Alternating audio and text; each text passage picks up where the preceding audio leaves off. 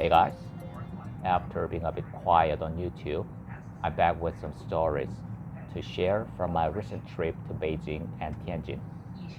My work schedule changed, which made me focus only on waking up on time. That is why I was a bit procrastinating in updating my YouTube channel. Anyways, I achieved the first goal of 2025, visiting China. As many of you know, I'm Korean. I was born in Seoul, spent 5 years living in Japan. And last year, I started working in a company here in Malaysia and was lucky enough to make some new friends, including a guy named Popo. We got chances to talk about our interests, and one thing we really connected on was our fascination with the history and culture of China. Visiting China has been a long time dream of mine, but somehow things didn't work out. Then last November, Chinese government announced a visa exemption policy for some countries. One of them was South Korea. I'd always heard that applying for a travel visa to China could be a bit complicated and time consuming, which I think subconsciously was holding me back. Luckily, Popo suggested we travel to China together. I thought it sounded fantastic and safe for me. Popo is able to speak Mandarin. He's a kind of native Mandarin speaker. I would have the troubles with him in China. When he asked what city I'd like to visit first in China, Beijing was my immediate answer. My reasoning was simple. As the capital city, Beijing would have so much of what China wants to show, offering the most comprehensive experience for a first-time visitor. Popo is incredibly organized. He managed to catch some very affordable flight tickets to Beijing and to carry everything from our Great Wall passes to accommodation. All I had to do was just following him, a truly smooth and convenient experience.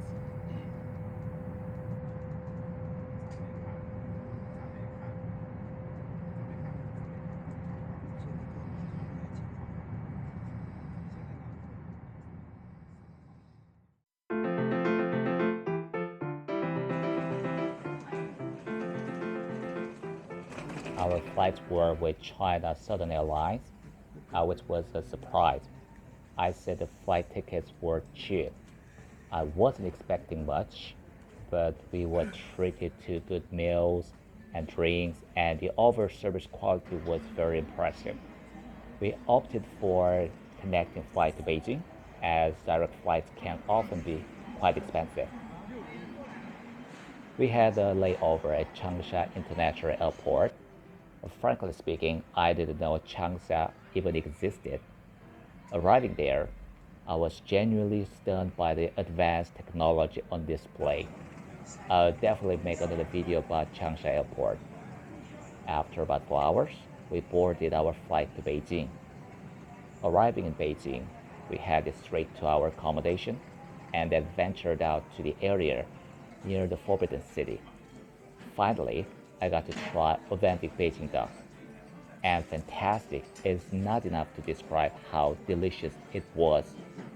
We waited for about 2 hours, but it was absolutely worth it.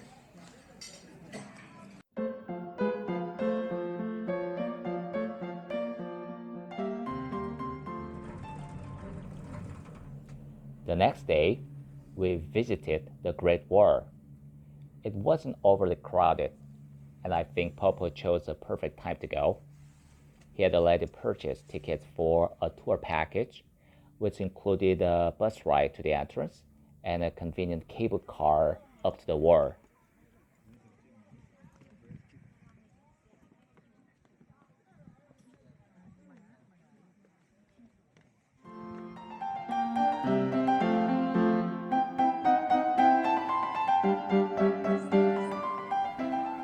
The following day, we explored the Forbidden City.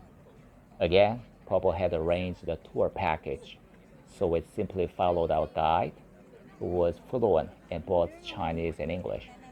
The tour lasted over 4 hours, and even then, the guide mentioned we had only seen a small portion of the vast palace complex.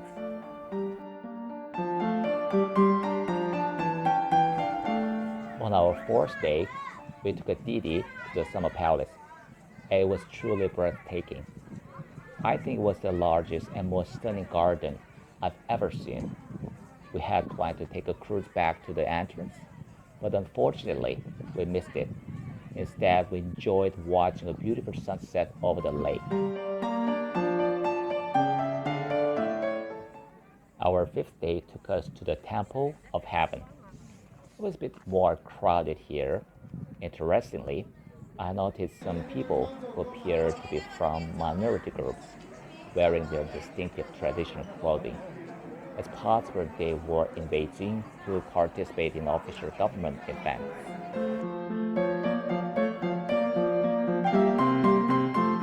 Since both Popo and I are history nerds, a visit to the National Museum near Tiananmen Square was a must.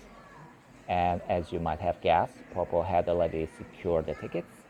He mentioned that getting tickets can be quite challenging due to daily visitor restrictions. The first floor had a dedicated area showcasing the historical achievement of the Communist Party.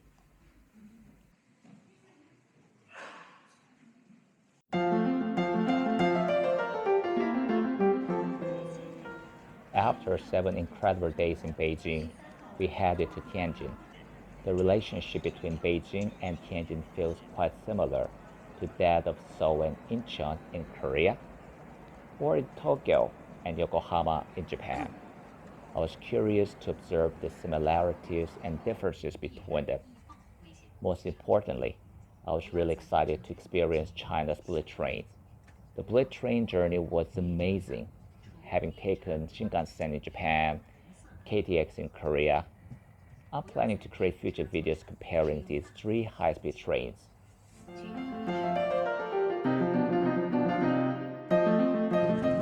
Our first full day trip in Tianjin was relaxing. We simply wandered around to get a feel for the city. My initial impression was that Tianjin had a similar vibe to Osaka. Notably, it's located right by the sea, has canals, and impressed me as a very clean city. We stopped by a special Starbucks cafe which was called Starbucks Reserve. Several areas in Tianjin had a distinct Western architectural style. These were the former concession areas occupied by various foreign countries until the early 20th century. Walking through these districts, you can see remnants of that era. You also can see charming cafes where young people were hanging out.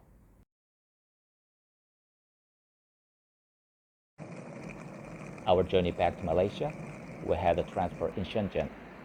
I was actually quite excited to see the Shenzhen airport because I recognize it from a Chinese drama I used to watch to help with my language learning. One interesting thing I noticed was that announcements were broadcast in three languages: Mandarin, English, and Cantonese. Paul mentioned he felt right at home hearing Cantonese. The atmosphere in Shenzhen felt a bit different. I'll describe that people as perhaps a bit milder. As our flight took off from Shenzhen toward Kuala Lumpur, got straight into a bird-eye view of Hong Kong and Macau. Arriving back in KL, I felt a sense of relief. While Beijing was quite warm for the first few days, it turned quite cold for the rest of our stay, and I even saw snow falling. Looking back, I'd say my older videos were very much like a personal memoir, documenting my experiences. But moving forward, I want to make my content more focused on the things I'm truly excited about. I'm deeply interested in the culture and dynamics of China, Japan, and Korea. So my plan is to create videos comparing these fascinating countries. This year, I'm hoping to visit Tokyo and Seoul to do some my own research. As a matter of fact, I'm really craving some good sushi and I miss my friends in Japan. Thank you for watching.